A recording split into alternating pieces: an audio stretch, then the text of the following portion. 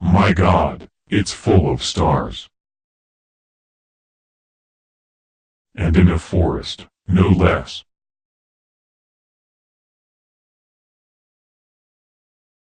Avant-garde metal, folk metal, male, female vocals. So far the front runner for album of the year. I didn't even know they were about to have a new album out. Saw it quite by chance on a torrent site, and grabbed it immediately. Well, grabbed. I took it out of mild curiosity.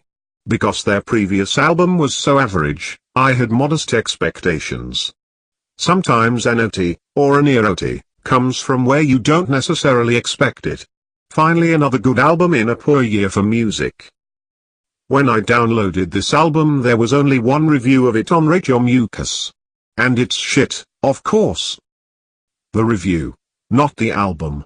This slightly confused hipster described the band's best album, a shadow play for Yesterdays from 2012, as a fairly serious misstep. Say what? A misstep? This, coming from a nerdy, X-legged hipster who probably trips over his own 2 feet whenever he tries to kick a football. Or a basketball. You're not supposed to kick that one. Hipster buddy, you of all people really shouldn't be talking about steps, feet, or walking of any kind. Body coordination isn't your forte. Just like music. I hereby apologize to the hipster reviewer, if it turns out that he is a great athlete. But the odds of that are extremely low. About as low as Nadal meeting Oprah Winfrey in a Wimbledon finale, and losing to her in straight sets. They don't grow quality ears on trees. Therein lies one of the problems in hipsterdom. Speaking of trees, hipsters have the lowest quality ears in the entire music world. You guessed it. Monkey ears. Hipsters struggle with evolving, which is so ironic considering that they deceive themselves with the comical hallucination that they are highly evolved beings, more advanced than non-hipster humanoids. They get everything completely wrong. The poor bastards. But if hipsters are the new man, or the new it, as buffoons who are proponents of a sexless society would probably say, then I'd rather be a caveman. In fact, I'd rather be an amoeba. Even amoeba will have out-evolved us very soon. A fair prediction considering where mankind has been heading in recent decades. You know you're on Rate Your Mucus when hipsters talk about good bands, and get everything totally wrong. Nearly every time. It's almost as if hipsters are given anti-ears by nature. Kind of like antimatter. When matter and antimatter meet, they annihilate each other, a lose-lose situation for both sides. Ditto whenever I come across a pair of anti-ears talking nonsense in a shitty review. I feel as if an anti is reaching critical mass, and the earth might explode. Anti-ears hipsters should stick to what they understand best. Anti-music. Indie rock, drone, ambient, folk rock, true cult black metal, and other forms of anti-music.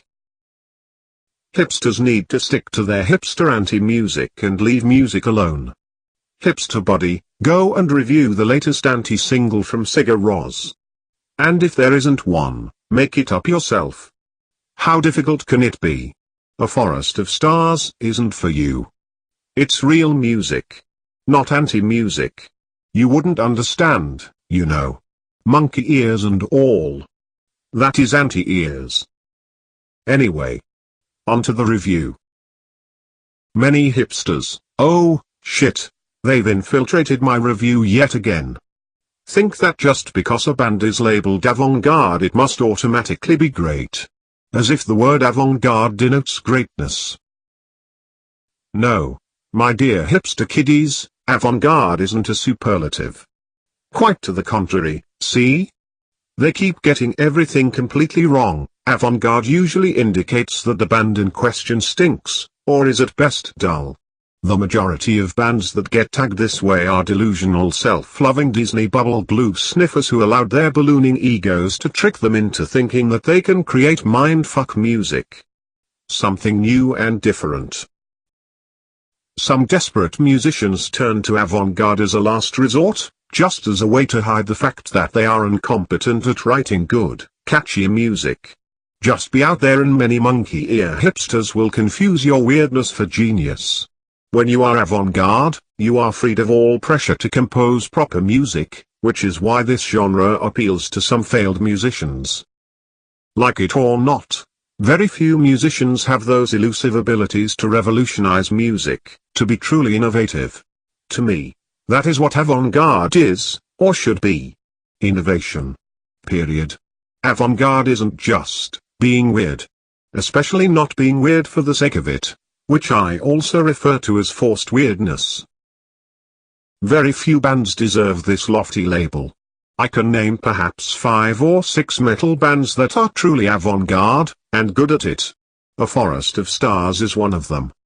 This band doesn't belong to the Mount Everest of avant-garde metal yet, or metal in general, but they have climbed up high enough to earn my respect. This is their 3rd solid or good album, and that's quite a lot in the modern metal scene overflowing with mediocrity and junk. Now, Aphos is a hit-and-miss band, with more of a miss than hit batting average, with more average or mediocre albums than good ones. For example, their previous, and probably weakest album from 2015, is Dull. The one which that Rate Your Mucus hipster reviewer, yes, we're back to him, again, described as brilliant. Hipsters always, and I mean always, get everything wrong. Okay, not always. I exaggerate. 95% is hardly always. Even monkey ears get occasionally lucky. Even anti-ears are ears. Sort of. That reviewer talks about the dry macabre wit of the singer's lyrics. Just the kind of cringy third-rate hipster poetry you'd expect from a Rate Your Mucus review. Hipsters and their bloody lyrics. If you listen to Aphos for their lyrics, then go and read the lyrics sheet instead. Hipsters get distracted by lyrics so often because the music itself bores them so much. Their monkey ears register all music sounds as noise, sort of the way a cat hears music. If you are truly mesmerized by the music, lyrics will not interest you much, or at all. That is a fact. It would be like watching Joe Covic win another slam title with a spectacular display of shot-making skills, but commenting instead on how well-dressed they are. That is, you're evidently not interested in the tennis, so you get distracted by trivialities. Ditto album covers. Whenever our whymers jabber about the album art and lyrics more than the music itself, you know that they are just bored nerds slash hipsters slash slackers forcing themselves to turn music into a hobby. Speaking of the devil, the band's main lyricist, vocalist. They have female cleans occasionally too, must be one of the bigger loons of the metal scene, vocally speaking of course. To call his vocalizing eccentric would be an understatement. I can't imagine how he pulls this sort of thing gig after gig during a tour. Do they even tour? When I'd first heard his hysterical, unhinged hobo in need of psychiatric evaluation singing, I was put off, and very nearly give up on the album and this band. But I persisted, because the music drew me in. Now I'm okay with his frantic vocal delivery. He is like a good friend who makes lame jokes but you laugh anyway, just to humor him. You laugh at your friend's jokes, as courtesy. His bad jokes don't make you wanna laugh, but they don't bother you either. You're so used to them. So yes, he doesn't bother me that much, only very slightly. There are even moments when he adds a certain something to the music. I tend to focus on what the instruments are doing, anyway. I am fairly used to his sometimes rhythm-challenged, freestyle, rant screaming. He sounds like a 15th century drunkard, giving a speech on a street corner, trying to rally the peasants into a revolution, to storm the property of a rich baron. Which brings me to the authentic folksy feel of Aphos's original-sounding music.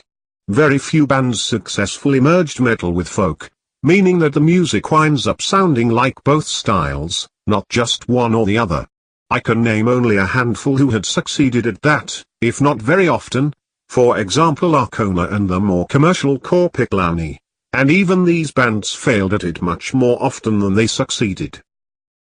So kudos to Aphos for managing two rare feats, being true avant-garde, as opposed to cheesy fake pseudo-avant-garde like Leprous or Arcturus, both highly sewer-worthy pop bands with almost zero talent, and for making metal sound genuinely folksy. I really enjoy well-made folk metal, so any very rare addition to my folk metal folder is always great. The problem I have with this album is one that isn't new to me, hence was expected. They write overly long tracks. Too often a song has one good section while the rest is merely okay, or not as good. In a 10-minute song the 1-minute highlight isn't quite enough. But this isn't a major point. It's an irritation for sure, but if you are exposed to a lot of modern metal bands then you must build up a resistance to this absurd trend of bands chasing epicness. Millennials are way too obsessed with their fave bands being epic, and so bands oblige this childlike fetish. Good music is what counts, kids, not the number denoting the track length. Wow, it's 11 minutes. I bet it's great. No, that's sports, not music. The first spin was a surprise. I didn't expect to be intrigued. I expected to be slightly bored, actually. Just like a shadow play of yesterday's, you need to hear it at least 5 or 6 times to grasp its qualities fully.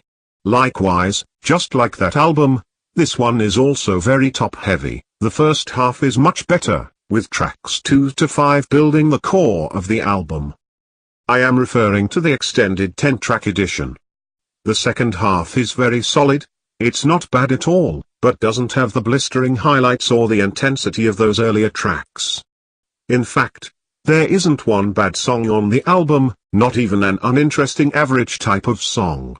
This kind of consistency is very rare on modern metal albums. Plenty of stylistic variety, as one would expect on an avant-garde metal album. There are black metal blast beat sections, mellow segments with female vocals, plenty of folksy stuff. Yet the album doesn't come off as a stitched-together smorgasbord of mutually exclusive tunes and styles. It's cohesive. The production is neither polished nor made to sound like sewer-smelling lo-fi whatever bullshit that many bands have been getting suckered into since the 90s, that is, since hipsterism infiltrated the metal scene via the black metal sewer. It's pretty much the way it should be. I particularly like how authentic the folk instruments sound. Many folk metal bands don't make the effort to make them sound raw and real, or they don't know how to accomplish it. So, very ironically, it's the previous 2015 album that was the real misstep, not the one from 2012. The one that people with monkey ears refer to as a misstep. The band is back on track, and they are as good as they'd been 6 years ago, if not slightly better, because more consistent than ever before. Excellent. Tomeboard Bound. Candidate for Song of the Year. Very good. Premature Invocation. Fairly good.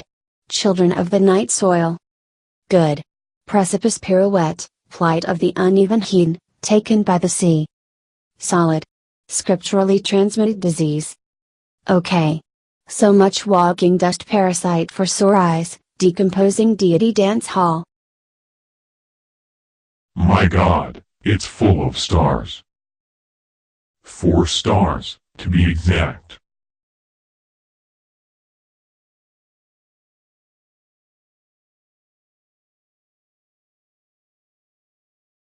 Unlike that bastard QWERTY 100, I'll give those 5 stars. Because their singer is so eclectic.